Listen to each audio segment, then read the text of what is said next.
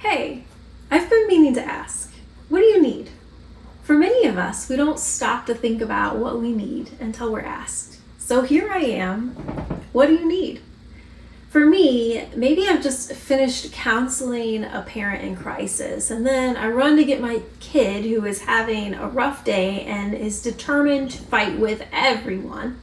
And then I'm scrambling to make dinner. Maybe I even forgot to get the meat out this morning, so it's frozen solid. My middle child has to eat by 4:45 to make it to her evening game, so she's pacing, she's nagging, and then a work thing needs attention, and my phone rings, and on and on and on. Now, if Nathan comes in during this time and he asks, what do I need? I might not even know. Depending on my level of panic, I might say something like, the dish is done, or the dog taken out. Or maybe in a different moment, I'll get more existential. I need to know that my kids are going to grow up healthy, to love Jesus, and to do good. I need to know that I'm not totally screwing all of this up. I need to know that there is a loving God watching out for us, and that this is all going to be okay, even though it feels like chaos right now. Now, Nathan at this point might be looking back at me like a deer in the headlights, not sure what to say. I was just going to the garage. I thought you might need something from the freezer, maybe. Now, asking someone what they need is a vulnerable thing to do, and it can lead to sacred interactions or really awkward ones. When you ask someone, what do you need? You don't know what people are going to say, and if you can provide it. You might bracket your question with some specifics. What do you need from the freezer? You're saying, if there's an item in the freezer, I'll get it. If the item is at the grocery store, well, you might be out of luck. But you might also simply say, what do you need, as an open-ended question. And this is an act of faith, of curiosity and respect as you engage with others. As those who are asked the question, what do you need? We can choose to engage or not. We get to choose our level of vulnerability. And maybe we're at the level of vulnerability where we say, hey, I need someone to walk my dog next Tuesday. Or maybe we're at the level where we say something like, well, I need someone to sit and cry and pray with me because I'm not sure my relationship is going to make it. You see how that could be a different level. Or maybe we're saying, hey, I need a miracle. My faith is weak right now. Things aren't looking good, and I need God to show. Now, if I'm feeling safe, I might respond with a whole list of things from basic tasks to longings of the soul. That's the special part about leaning in and listening to one another, developing relationship. Because often the thing that we need isn't found in the freezer or in making sure the dog gets walked. The deepest longings are often things that I can't make happen on my own. I can't make sure that your child will always be healthy and will grow up to be a person of peace. I can't heal your marriage. I can't fix systems of oppression and injustice overnight. But what I can do is I can hear it and I can bear witness to it. We want healing and wholeness and mended relationships and an end to injustice. We want God's kingdom to break in and for all to be right. But those things can't always be done in an instant. Being present to needs, even when we can't meet them, draws us closer to God and others. So I want to highlight just a couple points about asking, what do you need of yourself and others? Let's start with others. When asking what others need, read the room and respond accordingly. Let me say that again. Read the room and respond accordingly. Go with me to Job 2. Remember, Job was a holy man. He was upright before God, and Satan puts Job to the test to see if he'll curse God, which he doesn't. But when Job's friends find him, his livestock, which remember is essentially currency in his day, had died.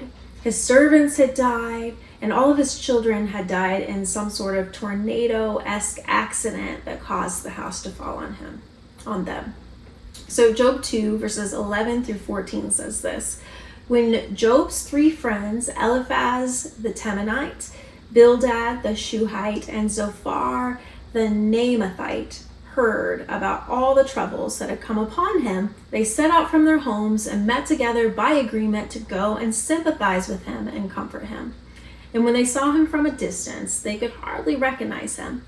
They began to weep aloud, and they tore their robes and sprinkled dust on their heads. And when they sat on the ground with him for 7 days and 7 nights, no one said a word to him, because they saw how great his suffering was.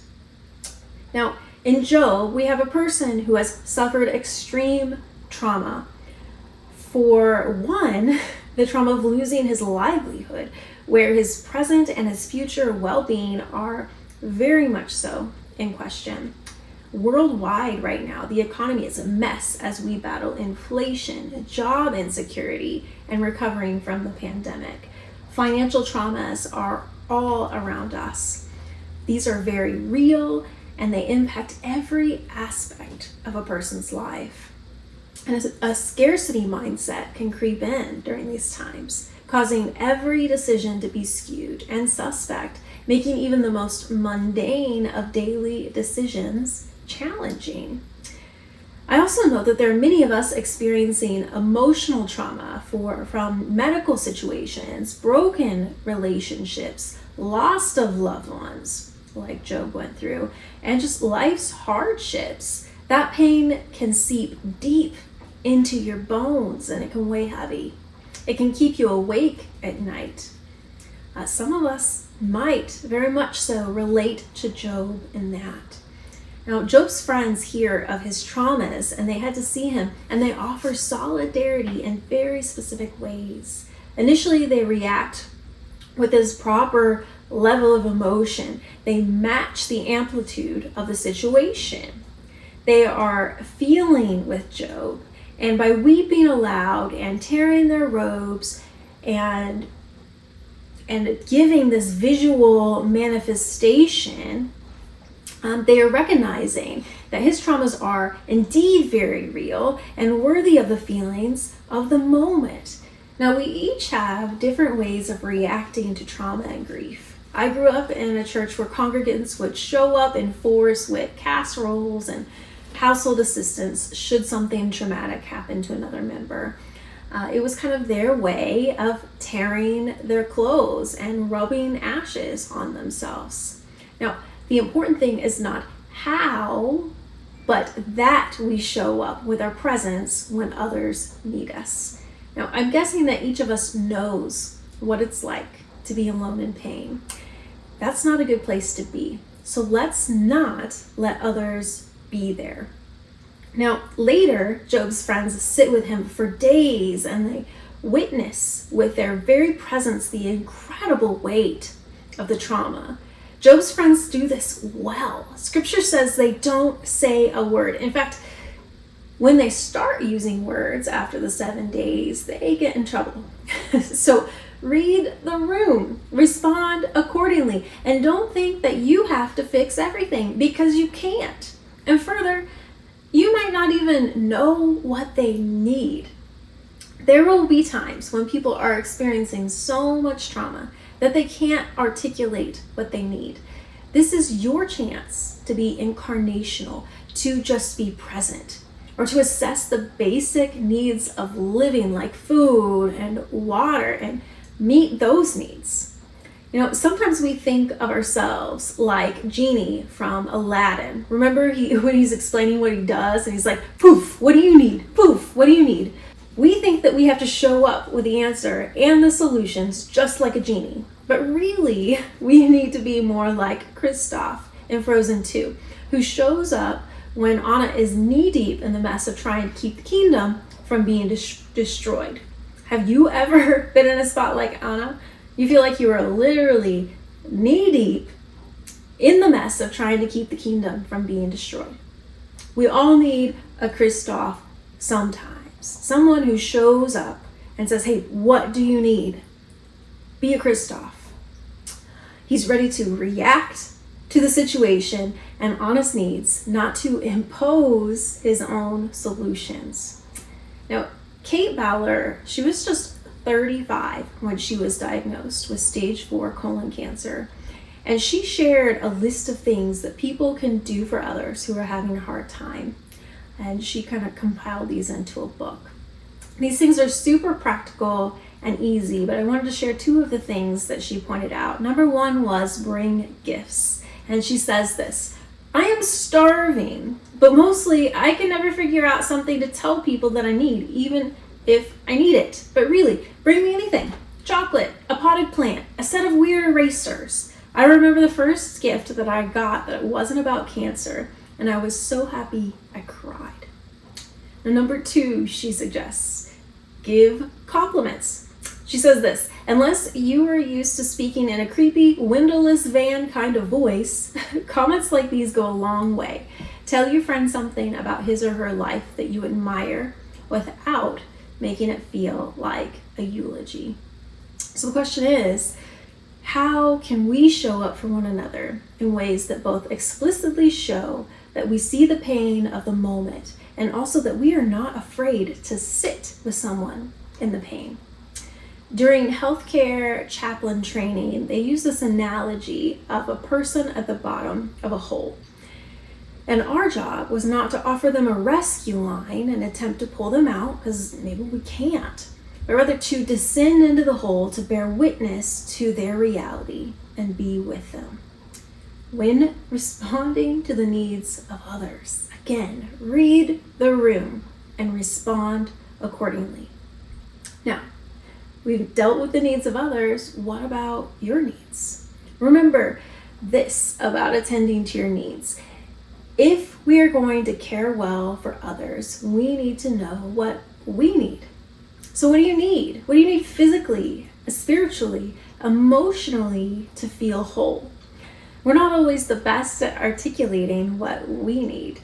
Despite the rough situations he finds himself in, though, Paul is actually a really good example for us.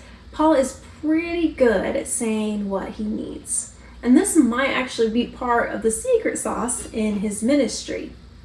In 2 Timothy, he's in jail, and he outlines pretty clearly to Timothy what he needs. It says this in 2 Timothy 4, 9 through 18.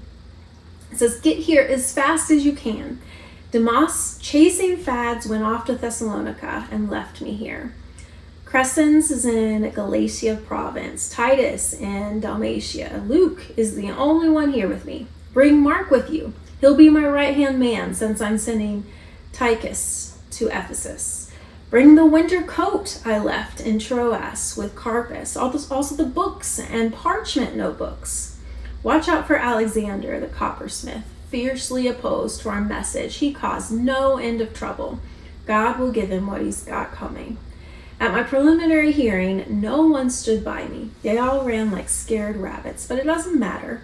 The master stood by me and helped me spread the message loud and clear to those who had never heard it.